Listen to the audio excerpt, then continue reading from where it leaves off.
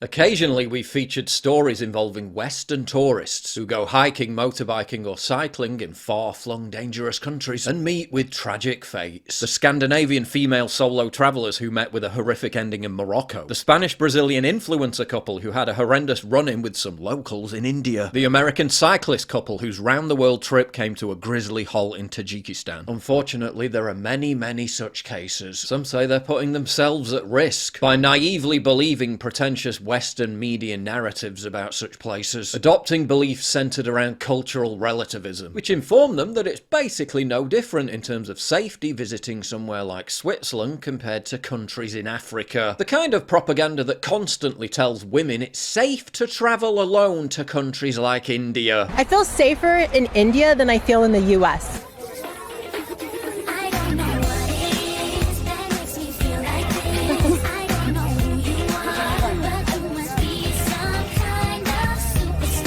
Thankfully, this case didn't end in tragedy, but there were many close calls. Ian Anderson, who goes by the social media moniker Ride with Ian, set a challenge for himself to bike across 7 continents, traversing some of the most dangerous roads in the world. What do you think happened to Ian when he visited Africa? Let's take a look. Maji, I need Maji, I need to drink. This guy's chasing me with a spear. Hey! That was not a fun experience. First they wanted money, and then my water. And I said, no, I need my water. And then they started throwing sticks and rocks at me. Stop chasing me now. That's the good thing. Yeah, maybe I'm wrong, but I suspect if Ian had gone cycling in the Pyrenees, New Zealand or Norway, he wouldn't have ended up having spears chucked at him. This guy's chasing me with a spear. Now, to be fair to Ian, he didn't go to Africa unprepared. We learned that he brought with him a small canister of pepper spray, a jackknife, and his de-escalation skills, the most valuable tool of all. Not the kind of items I like to pack for a relaxing holiday, but then again, I don't plan on visiting Africa. But here's where it gets stupid. Ian made the galaxy brain decision to invite his girlfriend to come with him. Just Ian, his defenseless girlfriend, the open road, and all the friends they meet along the way.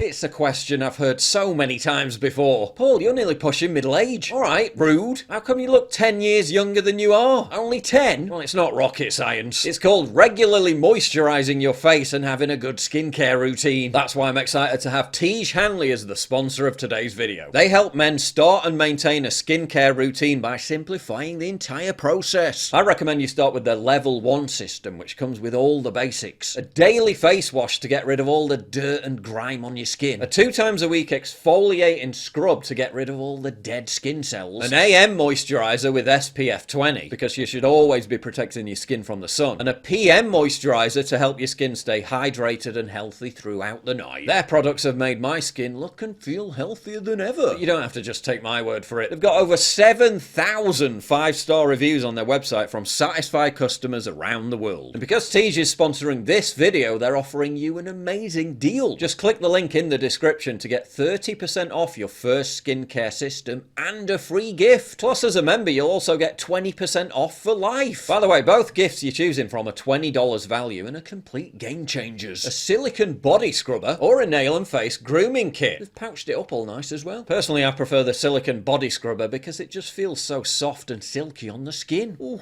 not gonna lie, that does feel nice. So don't wait any longer. Click the link in the description box down below to start your skincare journey today. Ian's girlfriend's initial reaction to being asked to accompany him was pretty wise. The first time I asked her, she said no in no uncertain terms, but eventually, despite having never even left America, Sarah came round to the idea. Maybe she'd read too many online blogs asserting that it's totally safe for women to visit Africa, and if they're travelling alone, even better. The fact that the top 3 countries in the world for the highest number of rape victims are all in Africa, well, they don't mention that in the You Go Girl travel blogs. But by the time they got to Kenya, Sarah was ready to go home. She didn't appear to like it very much. The mind truly boggles as to why. Maybe the fact they were robbed, the fact they both got unbelievably sick from eating the local mystery meat, had no regular access to showers or decent food, the fact that Ian had to de-escalate numerous potentially violent confrontations, and the fact that there were several scary close calls with people as well as wild animals. Sarah had already left by the time Ian visited Kenya and Ethiopia, so managed to avoid being chased by men with spears.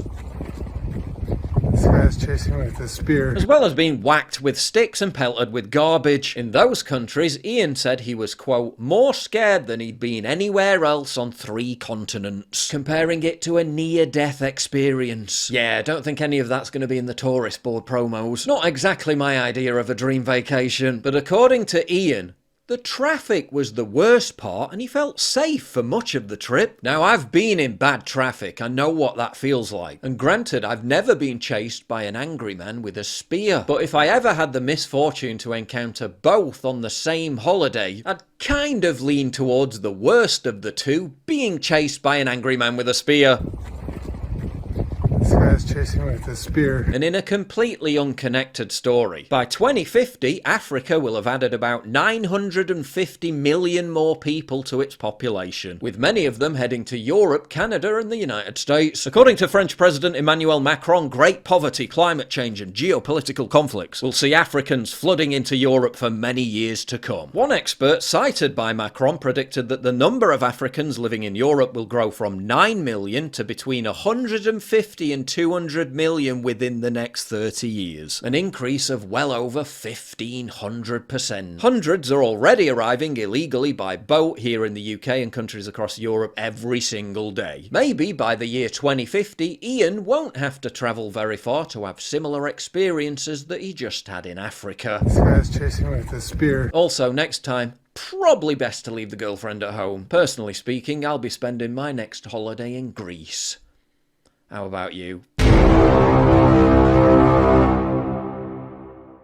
If you value what I do and you want to help support me, please visit pauljosephwatson.locals.com and either pledge a one-time donation or subscribe to join my community, get early access videos, and message me directly. And exclusive live streams coming soon too. Promise. Check out the Locals link down in the description. And don't forget to take a look at the brand new website modernity.news. That's where you'll find all my content, including exclusive articles. That's modernity.news.